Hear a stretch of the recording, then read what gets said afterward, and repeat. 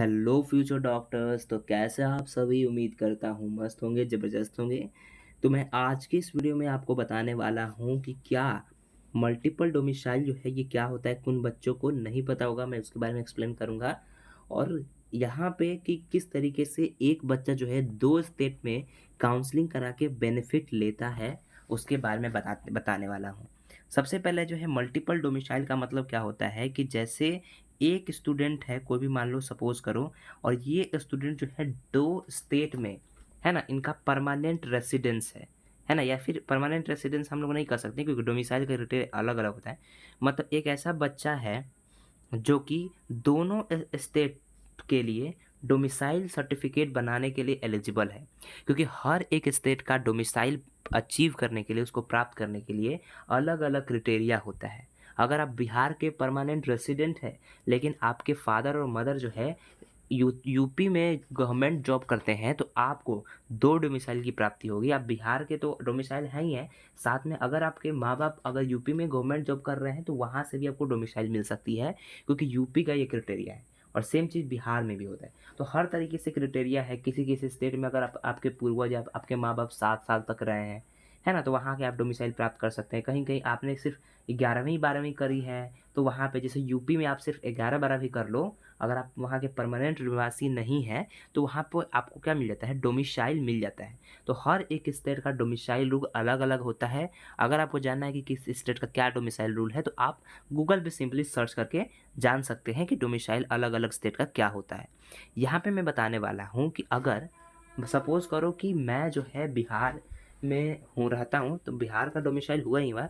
साथ में मैंने बिहार में जो है 10, 11, 12 किया है, और कुछ ज़मीन जो है यूपी में मेरे है ना? तो वहाँ से मैं डोमिसाइल तो यूपी का प्राप्त कर सकता हूँ। तो क्या यहाँ पे एक क्वेश्चन है, तो ये तो डोमिसाइल हो गया। तो इस होता क्या है कि अगर मेरे पास दोनों का डोमिसाइल हो गया, तो मैं क्या करता हूँ कि ऑल इंडिया में मैंने अप्लाई तो कर ही दिया एमबीबीएस के लिए। मैंने बिहार में भी अप्लाई कर दिया और यूपी में भी अप्लाई कर दिया।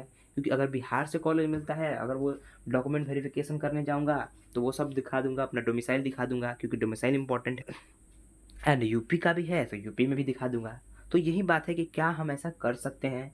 क्या ये वैलिड है? क्योंकि भले अगर हम लोग बिहार के हैं, लेकिन दिल्ली गए थे कोचिंग करने, दिल्ली हम लोगों ने 11-12 किया है, तो दिल्ली के भी डोमिसाइल हम लोग ले सकते हैं।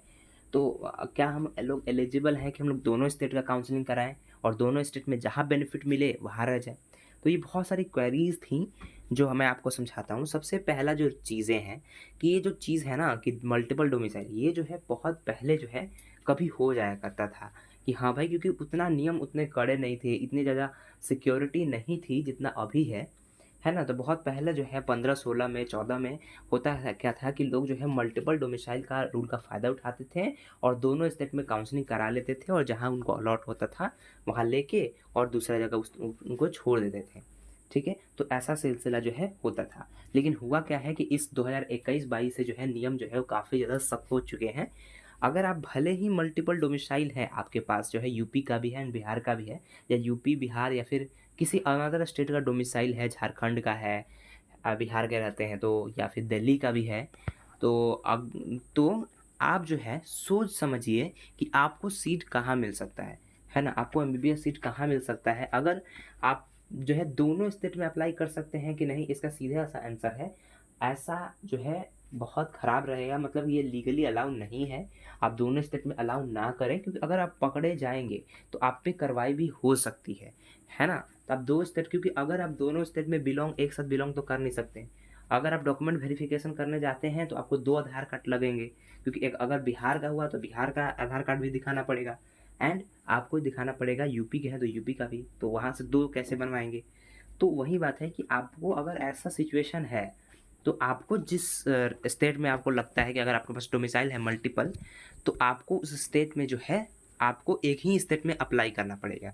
क्योंकि अगर आप एमसीसी का फॉर्म भरते हैं, तो पहले ही आप डोमिसाइल अपना लिख देते हैं कि हाँ, इस पर्टिकुलर डोमिसाइल से मैं बिलॉन्ग करता हूँ, और उसी डोमिसाइल में आप काउंसलिंग कराएँगे। तो वही है कि यहाँ पे आपको पहले से अवेयर होना पड़ेगा, भले ही मेरे पास मल्टीपल डोमिसाइल है, लेकिन मुझे किस स्टेट से जो है बेटर कॉलेज मिल सकता है मेरे रैंक पे। तो उम्मीद है आपको ये इन्फॉर्मेशन पता होगा, कुछ बच्चों को नहीं भी पता होगा। तो आई होप आपको वीडियो अच्छी लगी होगी, तो प्लीज़ सब्सक्राइब करें इस तरह के कंटेंट बनाने के लिए एंड प्लीज़ लाइक करें और फैला दें चारों ओर। Okay, thanks.